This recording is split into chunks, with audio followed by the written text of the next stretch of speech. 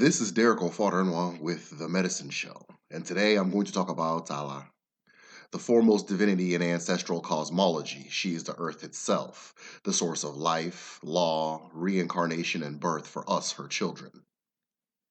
In the beginning, there was Chi the father, Eke the mother, and then there was a great explosion. The first mother, who's also known as Kamosu, was killed in the Great Explosion. Her body scattered in all directions, forming a cosmic realm of unending and ever-spreading blackness. This universe was known as Uwa, after the sound the explosion made when it took her life. The blackness of Uwa formed a celestial womb and gave birth to Allah. Allah is planet Earth. She is our home, our mother, our judge, and our sustainer. Allah is the resurrection of Eke. She is the most important, or at least arguably the most important entity in Odinala, which bears her name. She was often the one our ancestors prayed to first. Her presence is what makes a shrine holy, and she is the source of all laws that govern man and spirit. All miracles or gifts from Chukwu must come through her first. She is the under and the overworld, the source of birth, death, and reincarnation. She is the mother who carried the first woman and the first man in a pyramid womb of termite sand. She is also a punisher, striking those who violate her laws on earth, and swallowing whole nations who sin on her surface and refuse to recourse. In this video, I'm going to discuss the three blessings that come from Allah, which are law, life, and abundance, and discuss how they are enacted in Igbo cosmology. The foundation of law in Igbo culture stems from a covenant made with Allah.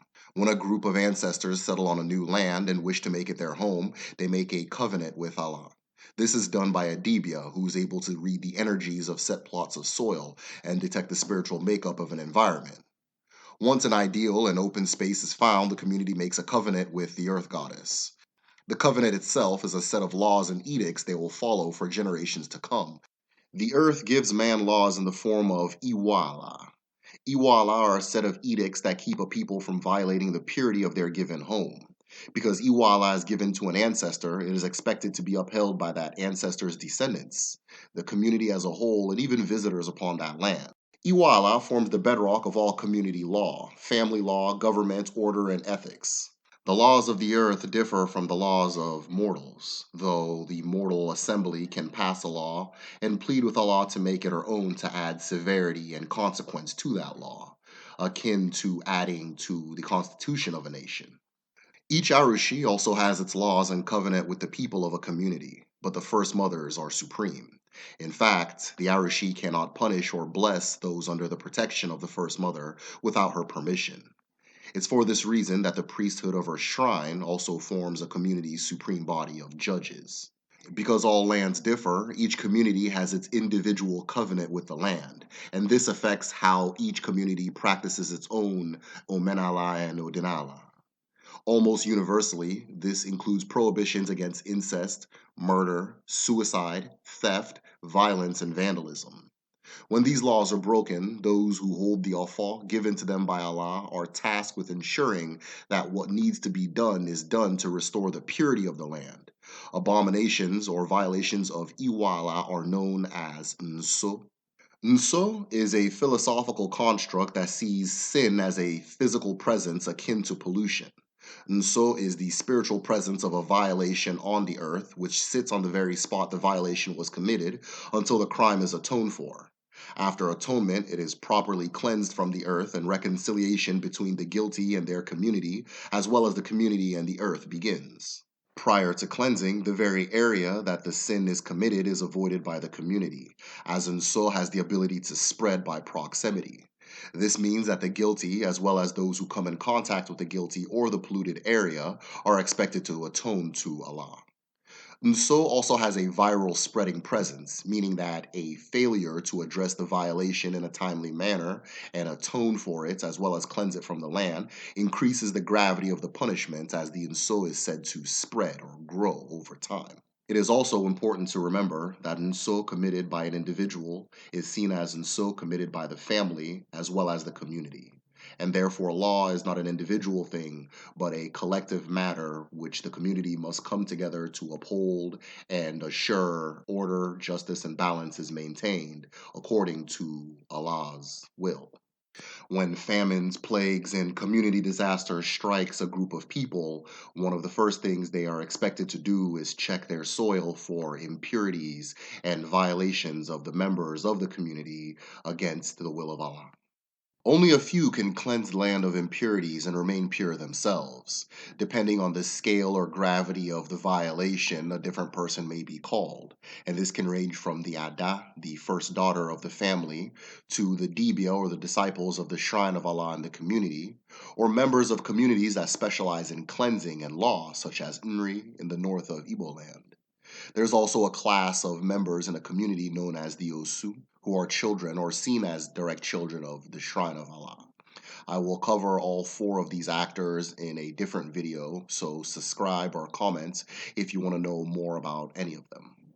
The second of Allah's powers is birth, death, and reincarnation.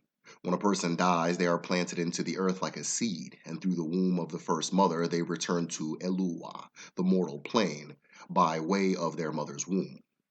In order to reincarnate, your Onyuwa must return to Chukwu in the world of the dead. Once Chukwu has given your Onyuwa Akaraka, or destiny, and a Chi, Onyuwa returns to the womb of Allah to negotiate the terms of your return to the mortal plane. Allah determines who will be your mother, as well as giving you Eke, your physical existence, and what will grow to be your personality and identity as an individual. If you happen to leave Nso in the living world, your reincarnation cannot be complete.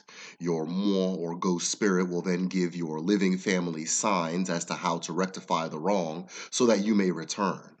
Once the process is complete, your return to Earth is finished and you are born as a new individual in the world of the living. It is important to remember that woman, Eke, Uwa, and Allah are one. All feminine existences are one single entity in the Igbo thought system. It is for this reason that a violation against woman is a violation against the universe itself. At the same time, what Allah can give, which is birth, rebirth, and abundance, can also come from the woman, and often comes through the woman. Often, female children are given names that allude to wealth, motherhood, success, and abundance for this reason. Allah blesses the righteous with plenty. Her gifts of food, water, and shelter are the umbilical cord that keep us tied to her. It's through Allah that bountiful and healthy childbirth is possible. So sacred is the personhood of the first mother that even before digging a hole or planting a seed, a brief prayer of consent must be made. In her shrine, she's sometimes seen holding a sword to protect her children. Other times, she holds the children themselves, feeding them from her breasts, which symbolize nourishment, abundance, and plenty. And often you'll see the presence of her messengers as according to each community.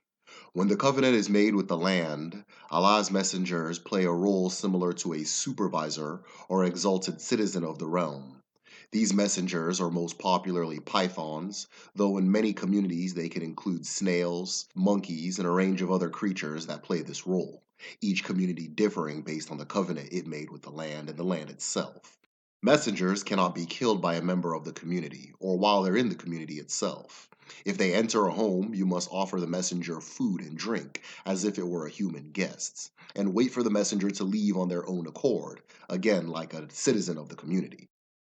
If a messenger is killed in the community or by a member of the community, this is considered nso and must be cleansed. The messenger is also afforded a full burial equal to that of a human being.